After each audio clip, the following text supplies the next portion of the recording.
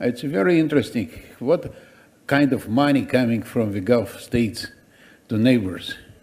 And so we have official assistance, we have workers' remittances, we have investments, free way of assistance. And by the way, sometimes it changes. For example, if we trust the World Bank data, we trust World Bank data because otherwise nobody to trust left on data at least. They say, for example, that Turks are taking money to Germany from Turkey, not vice versa. The net flow is from personal money go on net flow from Turkey to Germany. What was a surprise, basically, for me. So at some stage, it changes.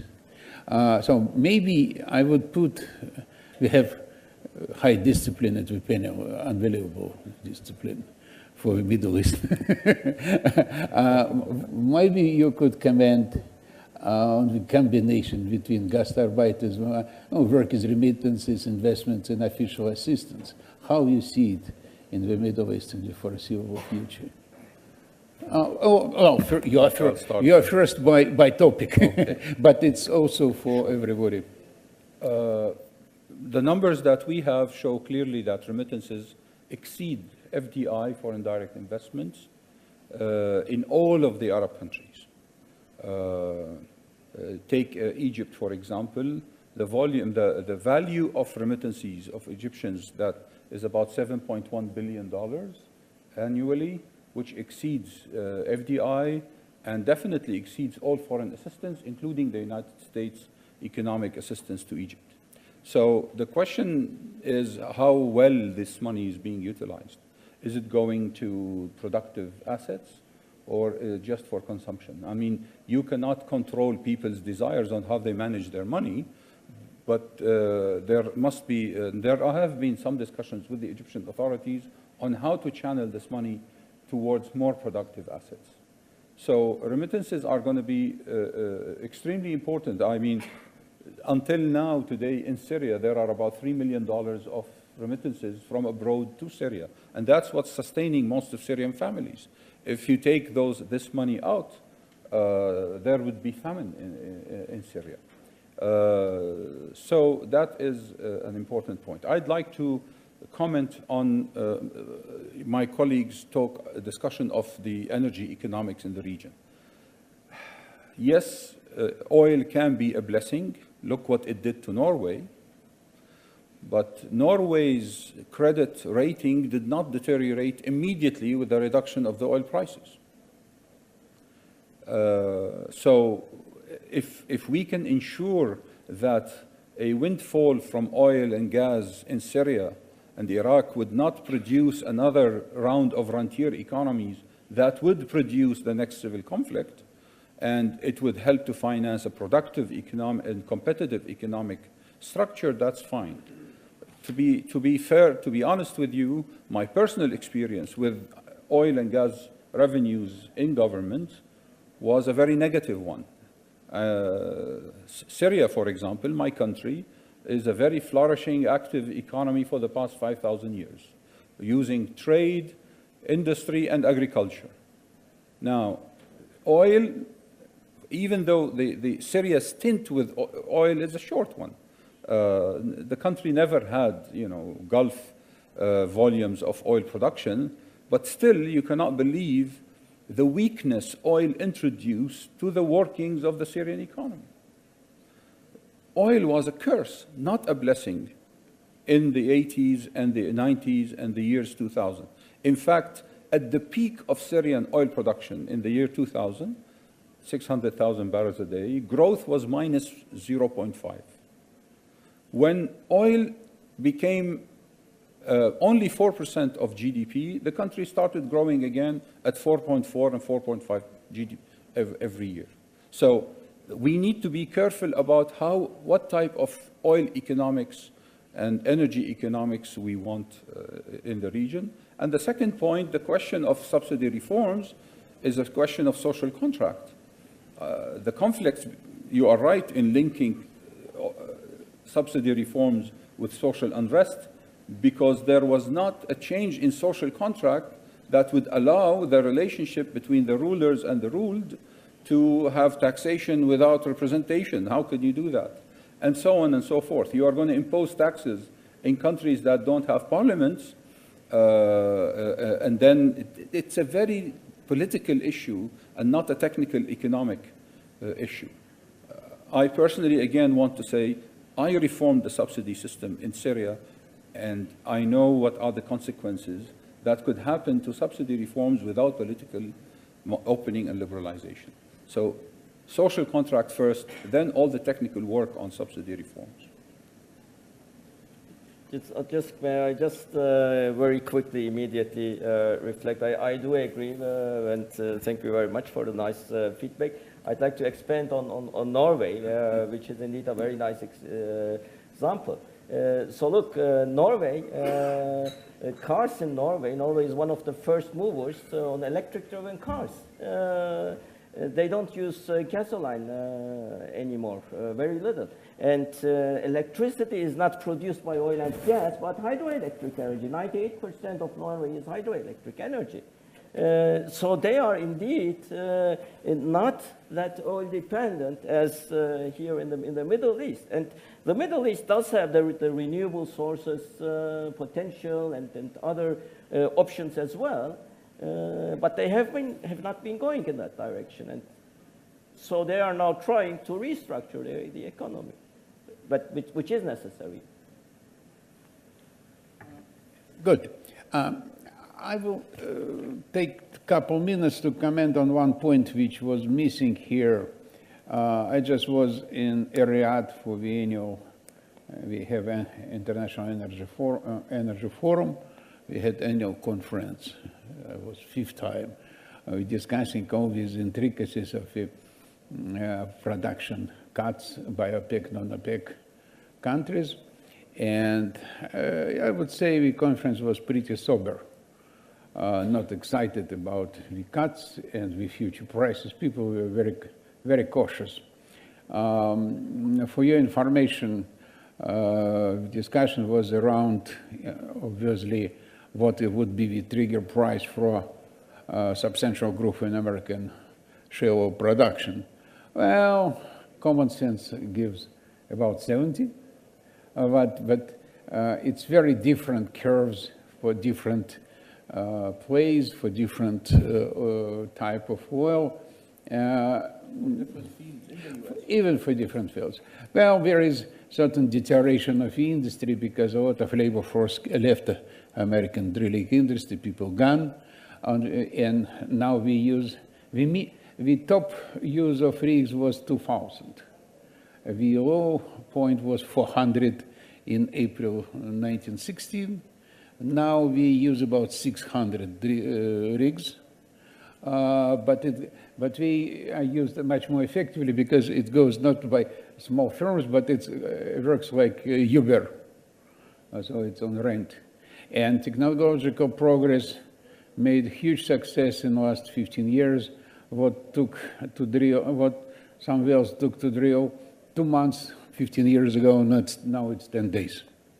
So, but in the developed regions, it's much more hard to say about regions which are less developed.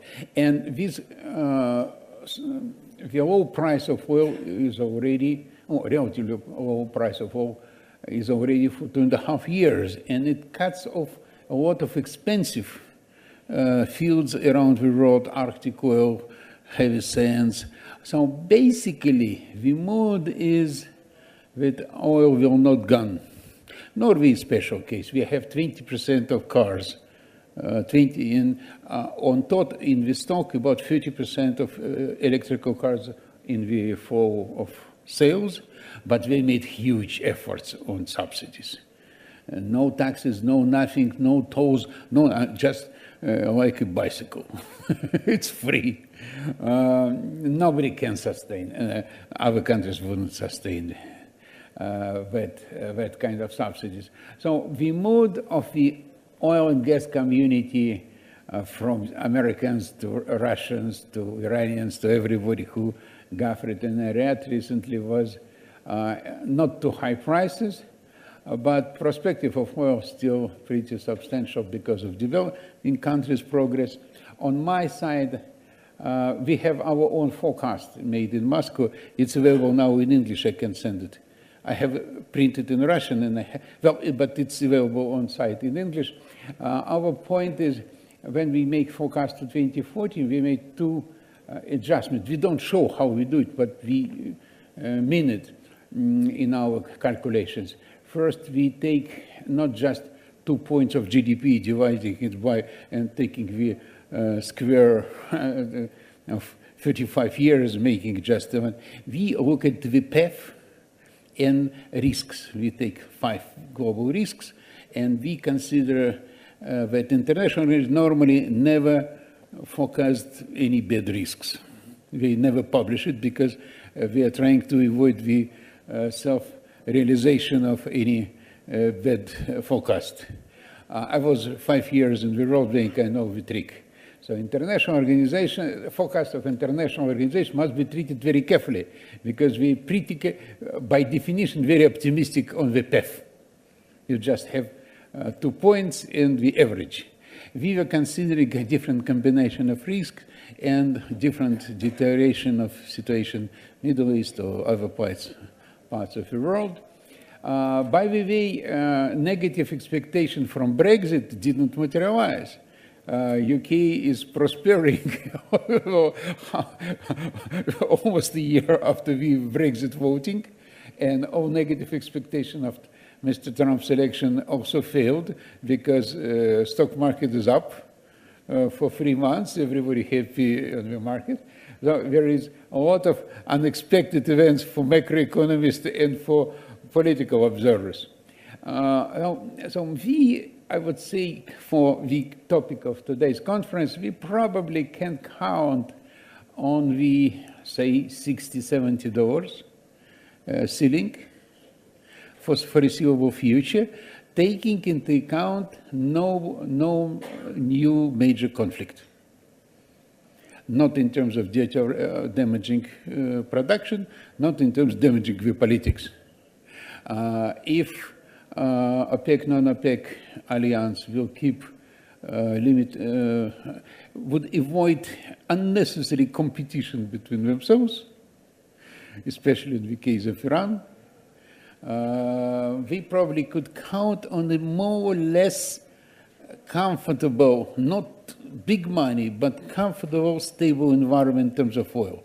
And from my point of view, it's a good work for the World Bank, international organization, and all big countries involving in the Middle East affairs to look in the combination of assistance for the most who is in need, calculating the use of working remittances and foreign direct investment, taking into account the limited capability of all countries to supply money. Capable, but not that much as before. So we have some frames. So that's how we see the world. Questions from the audience, please. Thank you very much. A question for Abdullah. You described reconstruction assistance as a public good, as a global public good. I have to say it sounded a little bit like a global protection racket. You either pay us or we'll ensure that you receive massive numbers of people who migrate out of the region, or extremists who will enter your countries and do nasty things. I think we also have to acknowledge that none of the governments in the region have shown themselves to be very capable stewards of development assistance in the past. They've now been weakened. Some of them have been driven to the point of collapse. It's hard to see where the capacity for the management of development assistance on that scale is going to come from. So I'd be interested in your thoughts about conditions under which development assistance could be a true public good instead of a protection racket, and in which we could have some confidence that it would be applied effectively if it were available. Thank you. Let me collect few questions. Yes. Yeah. You. Yeah. Me? My question is for Gürkan. Thank you for your presentation. I think that you showed us very well the impact on oil prices of American shale, pre-salt, et cetera, I guess my question for you is perhaps a non-specialist question, and that is, well, just how much of these sources are available? Certainly when we talk about, oil from the Gulf, we usually talk about there are, a century worth of proven oil reserves. In other words, just how long will American shale or pre-salt oil sands in fact impact the market? In other words, is there, this gentleman here indicated that these prices could be stable for decades without major conflict. I'm just wondering, how much of these sources are available, and then if they're not, will we go back to the previous situation, relying on fewer sources and higher prices? Thank you. Thank you. Your question? Jamal Khashoggi from Saudi Arabia. My question to Abdullah also about the remittance. We in Saudi Arabia, we are going through one of the most important economic transformation with this Vision 2030, which is based on diversifying of revenue other than oil, non-oil revenue. And we come out to the conclusion, and I'm a strong believer in that we must free the Saudi labor market from foreign labor. And the government imposed a few months ago taxes or fees, we call them fees, on foreign laborers. And that began to drive some foreigners out of the country. And bankers predicting more and more of that will happen. That some of them predict or expect 1 million or 2 million foreign laborers to leave Saudi Arabia in the next few years. It will be costly for a foreign labor by 2020. He will have to pay something like 30,000 Saudi riyals to maintain his, about $10,000 to maintain his stay in Saudi Arabia every year. That's like a tax. Okay, that will eventually, I think it will be good for the Saudi people, for the Saudi economy. It will bring back the culture of work, which we need in Saudi Arabia. But will other countries blame Saudi Arabia for that? That it will have an effect on some of our neighboring countries. Saudi Arabia announced that it's not going to direct those decrees or toward the Syrians refugees in Saudi Arabia or toward the Yemenis because of the current war situation in both countries. But other nationalities, this law will apply to them. As a Saudi Arabian, I don't want to be blamed for that. But is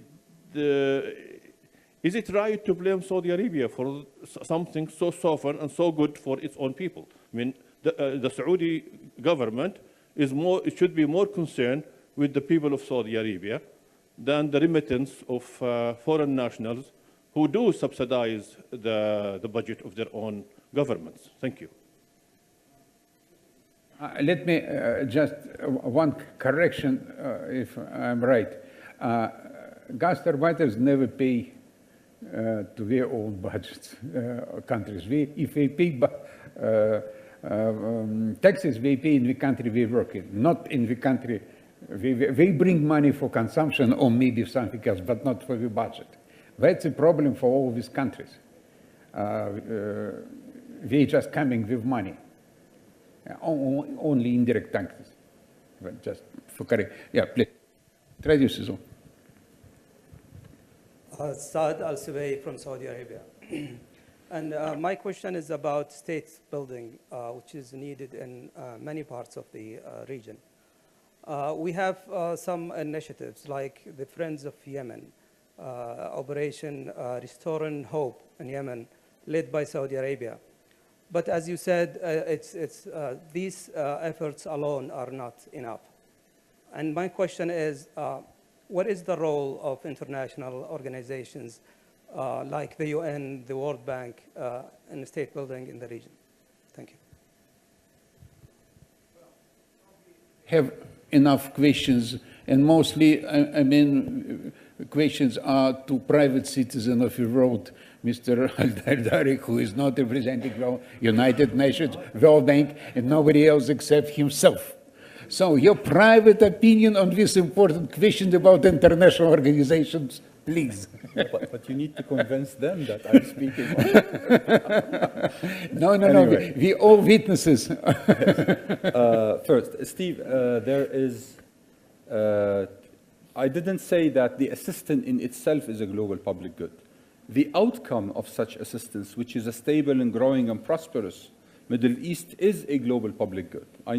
These two things are different, because otherwise it would sound like extortion. If you don't give us money, we'll keep sending you terrorists.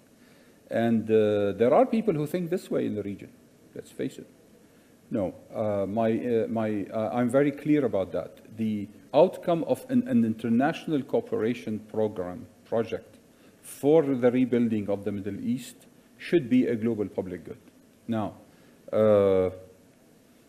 that's why I said the timing and the conditions for integrating an economic track in peace processes is extremely important. For example, in the talks in Geneva, we hear in the news that Mr. de Mistura proposed 3 baskets, one on governance, one on elections, one on constitution. Then he said, if there is progress on the 3, serious progress on the 3, a 4th basket on reconstruction could be presented. So clearly the sequencing of when do you bring in the economic track is extremely important. So,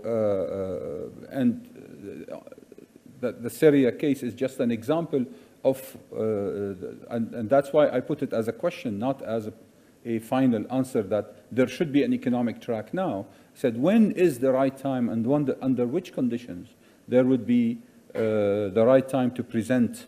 And I think in general one can say that it has to be related to a credible political process. As for blaming or not blaming the government of Saudi Arabia, the government of Saudi Arabia and any other government of the world are free to manage their economies in the interest of their citizens and national security. I understand that. So I'm not commenting on that, please. All I'm saying is that you cannot manage a large regional economy like Saudi Arabia without looking at the region and the world. Beggar thy neighbor policy won't work for you. You need a policy that would create jobs for Saudis. That's very important. But you also need to make sure that the region around you is stable, its young men have jobs, and they have enough income to ensure stability in subcontinent, in the Indian subcontinent, and in the Middle East. So, but how to balance this, and what are the labor market economics that you will be developing? That's 100% Saudi concern. The international community stands ready to provide advice, but that's up to the Saudi government to take that advice. My personal advice is a balance between the needs for creating jobs for Saudis, and I was part of the development of the 10th five-year plan of Saudi Arabia, and I can tell you, you are right. You cannot continue with such a labor market. It's not acceptable. Unemployment among Saudi youth is extremely high, does not reflect the wealth of Saudi Arabia. That's not fair. And you need to kick out this habit somehow and bring back the culture of work to the Saudis. That's one. On the other side, Saudi is a very important regional and global economy. You are the only Arab country in G20. And therefore, that position, with power comes responsibility. So how to balance this with that is a tricky balance. It's not going to be easy. But I'm not in the blame game. There is no blame here. Saudi government is sovereign. It decides what's good for Saudi Arabia. We more or less covered all the question. If you have a satisfaction, we are open for the next wave of questions. Anyway, yes, please. Your question. Yes. Sorry. May I? Okay. Yes. Yes, you must answer, please. Yes, thank you. There are a vast amount of resources. So let's start with the pre-salt thing, offshore Brazil. Now Brazil currently has 2.1 million barrels per day production, 40% of which is pre-salt. Petrobras, but the reserve is estimated to be in the order of magnitude of 70 to 110 billion barrels. So it's huge, actually. And Brazil seems determined to work on this. I mean, Brazil is facing huge economic problems, corruption issues, etc., but has passed a few months ago a legislation to open up the pre-salt to all the private sector companies. The Petrobras dominance is not needed anymore. This may also trigger things. It's just more expensive than the oil and gas you have in the Middle East. Twice, 3 times more expensive. That's why I'm saying when the prices come to 3-digit levels, you will see a flow of oversupply. It's also the Gulf of Mexico, which has a lot of pre-salt. Oil, shale oil and tight oil, North America. Currently, tight oil production is about 5 million barrels per day in North America, but it's not only more, and the peak of production is, I mean, each year the Energy Information Administration produces its outlook, you know, and they've been deferring the peak year to year. It's, I think, now in the 2030s or so. But it's not only North America. You see, it's everywhere. It's Argentina has huge reserves. China has huge reserves. Pakistan has, is one of the countries that has huge reserves. Even in Turkey, there are shale oil and gas reserves. So, and then it's pre-salt, shale, but we also have offshore. See, in Eastern Mediterranean, we're talking about all these new discoveries offshore the Middle Eastern countries' coast, Israel, and there may also be various undiscovered reserves offshore Lebanon, for example. So I think the hydrocarbon era has still a good time to go ahead.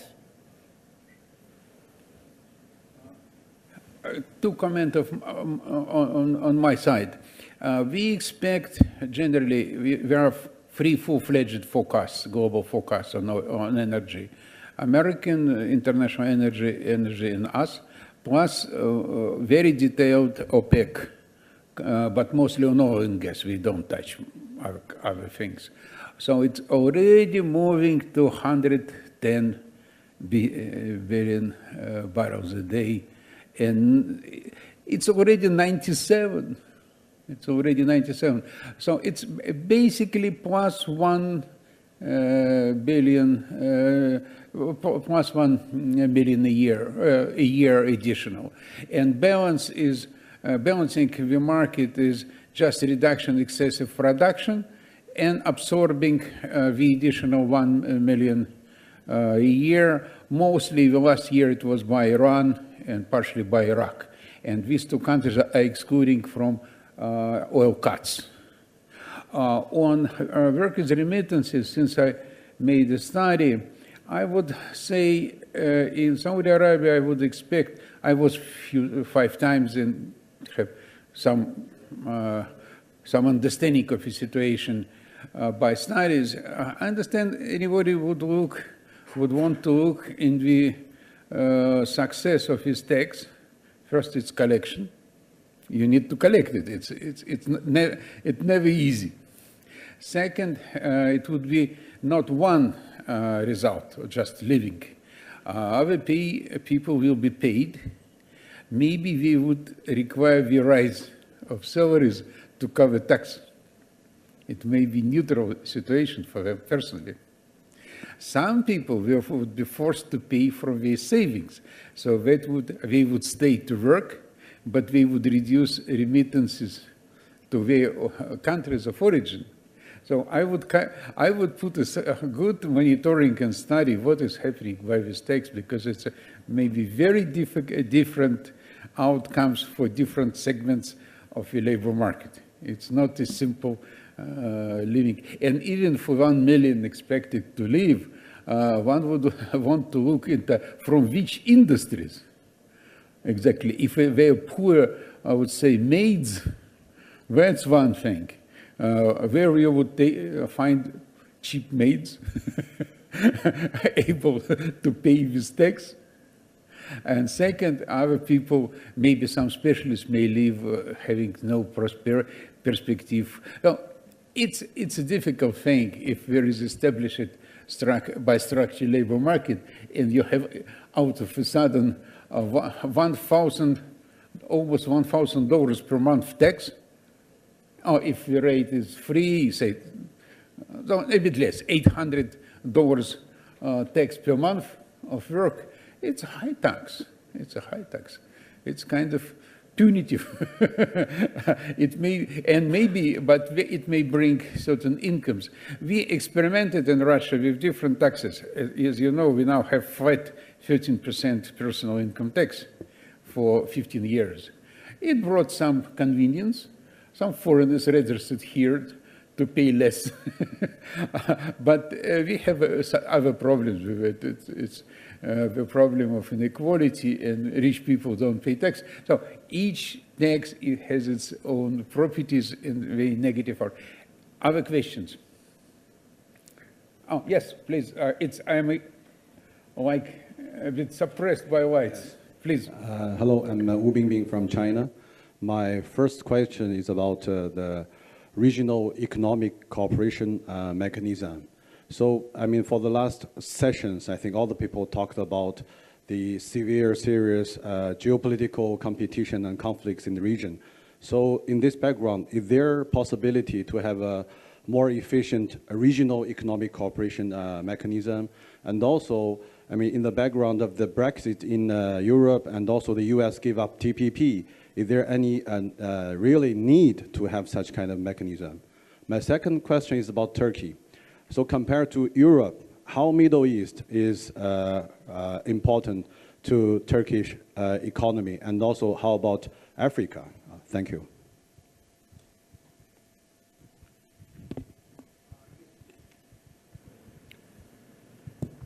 Thank you.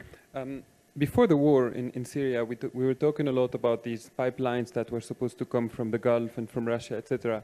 Is this still, now that maybe the war is calming down, is this still something that may happen in the future? And another question is on the reconstruction. Do we know which will be the countries involved in the reconstruction in Syria in the future? Thank you.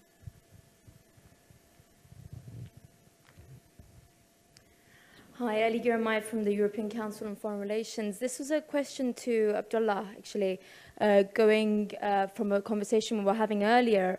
I think there is a real overestimation about the diplomatic and the economic bandwidth of the Europeans at the moment. There was a question in the last session about the Europeans paid the check in the Middle East, and that was their role. And actually, even that role is now being severely questioned both by domestic pressures on humanitarian and development spending, and also by almost 20 years of experience of paying these checks with very little political progress and governance progress to show for it.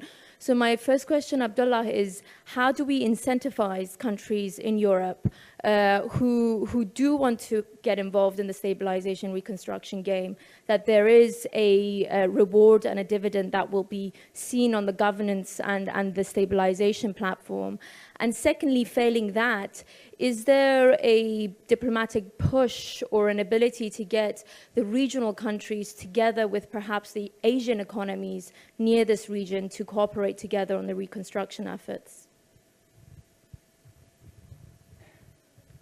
The private citizen, again, is to answer for the rest of the world. I'm not sure they'll let me back to Washington, so let's see what happens. And by the way, we are waiting for a new executive order from President Trump. As a Syrian citizen, I'm not sure I'll be able to return to DC anyway.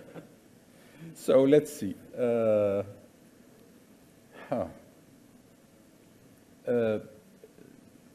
Yes, there were many plans before the war on gas pipelines going through Syria.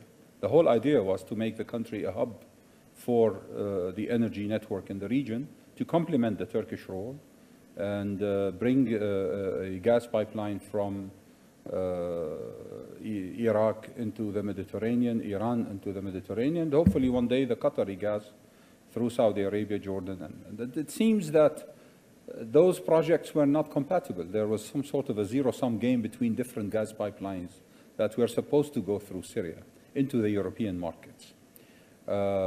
What's the political economy of the outcome of the Syrian war, and how would it reflect on which gas pipeline will go through Syria? My understanding, for example, that the Iranians abandoned the idea of the Islamic gas pipeline, and they are saying, I was recently in Tehran in a conference, and they were saying, we decided to, first of all, if the sanctions are lifted, all the gas will hardly be enough to provide energy for the Iranian industrial growth that they are projecting. And secondly, whatever surpluses they have, it will go to the Indian subcontinent, not to Europe. And I think that solves an issue with Russia. The two countries don't want to be at loggerhead when it comes to providing Europe with natural gas. So let's see what happens about that. Who will take part in rebuilding Syria? That's the whole idea, that first, whoever desires to take part, and whoever sees there's an interest. There is, of course, an economic interest. In the current global economy, there aren't many places of potential growth like rebuilding the Middle East. The rebuilding the Middle East is a $1 trillion project, which should be looked at as a business opportunity, not just, I mean, it's a global public good, as I was trying to say, but it is also a possibility, a business opportunity for many countries around the world. And to continue answering my dear colleague from the European Council on Foreign Relations, that's what I was trying to say, that there is no longer one single party that has critical mass sufficiently to take care of rebuilding this part of the world alone. These are not the 1990s when there was, for example, the fall of the Berlin Wall, and Europe had the resources and the political will to receive millions of migrants from Eastern Europe and to spend trillions of dollars on the expansion of the European Union. Those days are over. The planners in the region and the planners for the region must contend with the fact that there isn't a single country. Take China, for example, with cash surpluses. Their cash surpluses will hardly be enough to do a dent in the needs of the Middle East. So everyone has to join, and therefore the question, how do you incentivize everyone to work together? That's the number one challenge, to see a common interest in this together and find the mechanisms, the World Bank, the United Nations, how to develop a mechanism that allows them to work together in those countries. That's why I said the possibilities of success are rather slim. Let's face it. And however, without success in the economic restructuring and reconstruction, whatever peace agreements are reached will not be sustainable. We will go back to the same root causes that produced the conflict at the start. So it's a vicious circle if we don't fix it, but it could be a virtuous cycle if there is the will, the political will to get together and work and understand that, again, it cannot be monopolized by one party. This is finished, which may be a good thing. That rebuilding the Middle East now is not a one-side project anymore. Yes.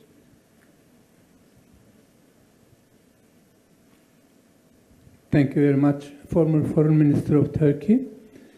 Your Excellency, Mr. Dardari, I will take the last word that you mentioned, the rebuilding of the Middle East, and I will confine it to Syria. This morning we talked about the safe zones. Of course, the idea, what Turkey was thinking of safe zone is very different from what the United States is thinking.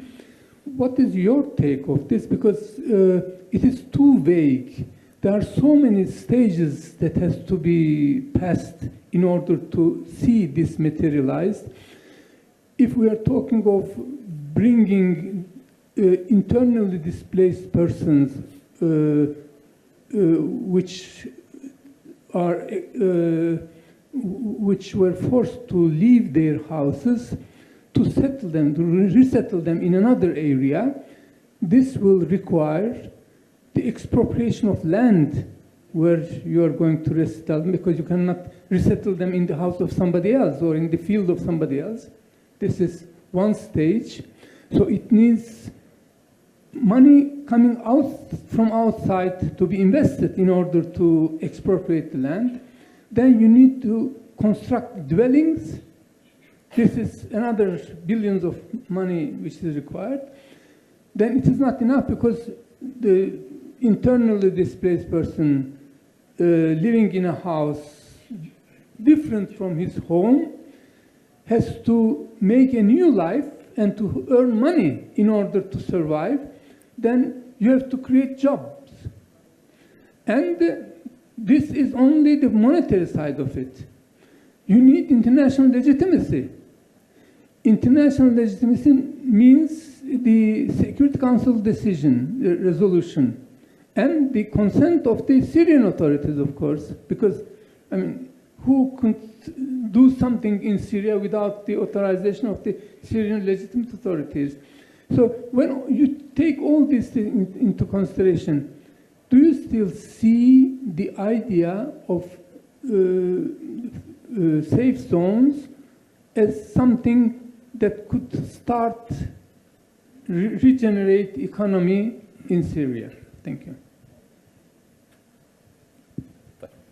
Tell me on the year. I will tell on my own.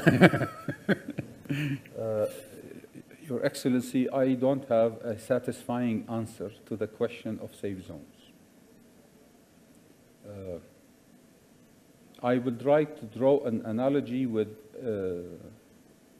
something that was extensively discussed in Syria before the war, which is the establishment of special economic zones. In my position, why do we want to build special economic zones? Why don't we make all of Syria a special economic zone? Anyway, Syria is smaller than any special economic zone of China. All of Syria is much smaller than any economic zone in China. Why not open the Syrian economy? And my answer to your question is, why not find peace for all of Syria? Why not find peace where all Syrians can freely go back to wherever they were evicted from?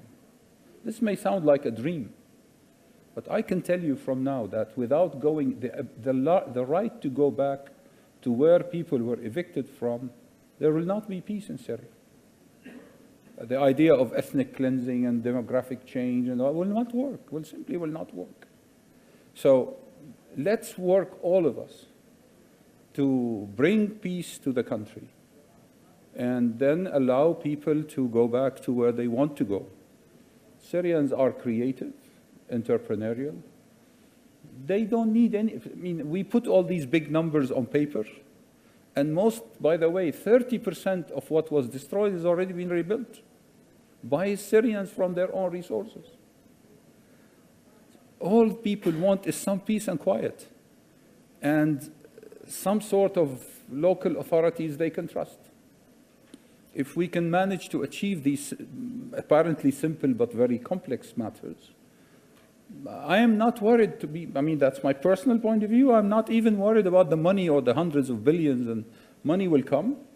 Syrians have around $100 billion outside Syria. They are very patriotic and very entrepreneurial, and they know where there is an opportunity, and they will run after it, and they will rebuild the country. Just give us a little bit of peace and breathing space and legitimacy. So I did not even bother to discuss all the different options of safe zones, just like I'd refused to discuss when I was in government those different options of special economic zones. My focus was, let's make all of Syria a special economic zone, attractive to everybody and beneficial to all Syrians, not to the small group of people living in that special economic zone. It's not a satisfying answer, but I think.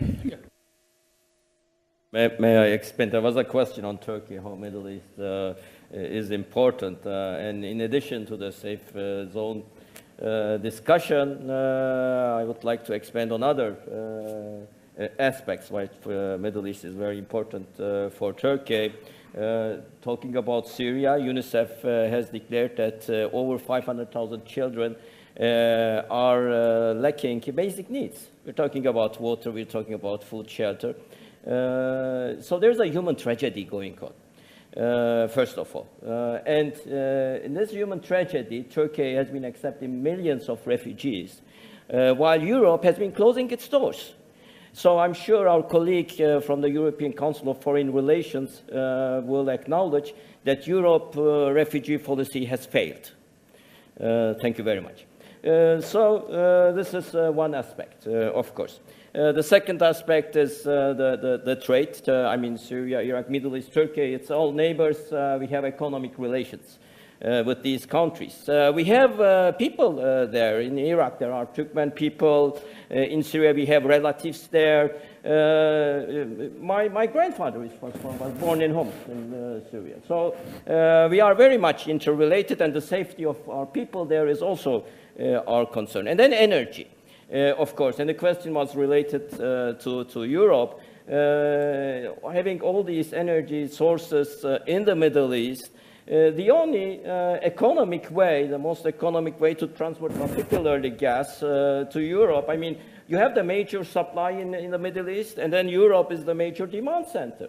So Turkey presents itself as the most economic, viable route for the transport of these energy sources to Europe. And I think these are the key issues why Middle East is very important for Turkey. Thank you very much. Mr. Abiru, maybe you want to comment as investor on the discussion before we end? Yes? No? Okay, just 3 short points. First, let me remind that window of opportunities is here at the right moment. It's hip, I would say, first quiet time, a relatively quiet time after years and years. And we will remember, I will remember this conference because it's the first time we are discussing how to do what is classic problem of post-conflict resolution and economic rebuilding. Your message that local resources, not all of them, including China, resources not adequate, and that maybe parties should recognize the inability to win. That's very important. Bad news is that the window of opportunities never lasts too long. We have probably some time for it. And in 10 years, maybe people here know the book, German book on negotiating the change. It was a German book of 15 years old on Arab elites. And it was I have it for keep it for students. So in 10 years from the book, the 2011 came. After 10 years of failure to start changes. So my warning is very simple. People now, aspirations down because of hostilities. From now on, if it's frozen peace and no prospects, no development, in 10 years, new generation of young people may explode just because there is no development.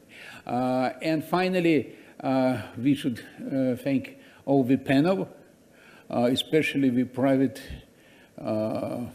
unattached to any international organization, Mr. Dardari, who made the excellent job of avoiding direct answers. That's it. Thank you. Thank you very much.